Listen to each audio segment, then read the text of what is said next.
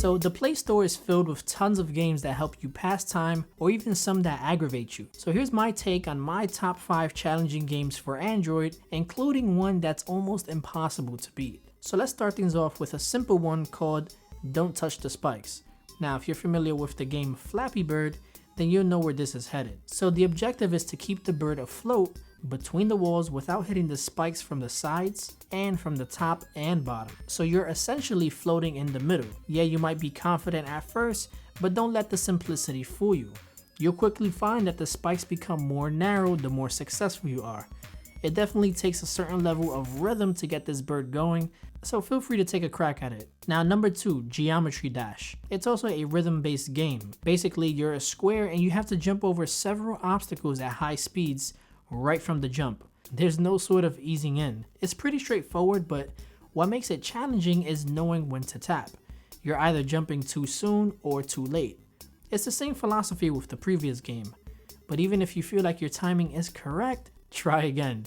Each level has its own unique soundtrack that if you listen closely to the tunes, it sort of hints at when you should be tapping, because the beats synchronize with your jumps, kind of like Dance Dance Revolution. But at the same time, it's the very same thing that throws you off because some parts of the stage are on beat and some parts of the stage are off beat. So I'm convinced that the only way to actually beat this game is by repetition and muscle memory, not actual skill. I guarantee you it'll take you at least 100 tries to get this thing down packed. Now number 3, Gun Fu 2. This is a stick figure shooting game, and the objective is to shoot the red guys that appear onto the frame by tapping them. You can choose your weapon beforehand and unlock some more as you go along.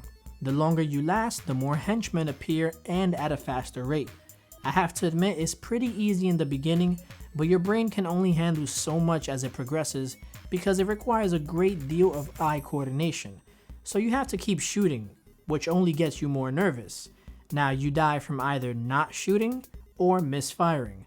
You can only misfire 3 times, but even misfiring once increases your chance of being shot. But I'm a natural and I quickly fell in love with this game. So earlier I mentioned there was a game that was impossible to beat, and that game is called Super Polygon, which is a free version of Super Hexagon if any of you are familiar. Now the objective of this game is, by tapping, you move this tiny square outside the lines of the rotating shapes.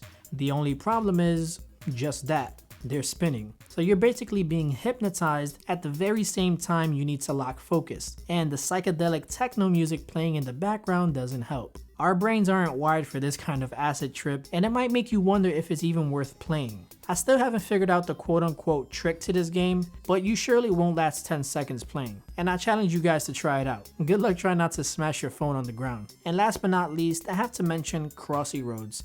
This game is a pun on the joke, why did the chicken cross the road? So you're a block-shaped chicken that needs to cross the road. You have to keep it moving or else you'll die. And while doing so, you need to avoid cars, random trains that pass by, and bodies of water that go unnoticed. And as with the rest of the games, it just comes down to timing your jumps. You can move backwards, but the screen is constantly moving, so you need to hurry up. Your steps should be calculated before you make them, although I found that just dashing straight forward seems to have given me some success in the past.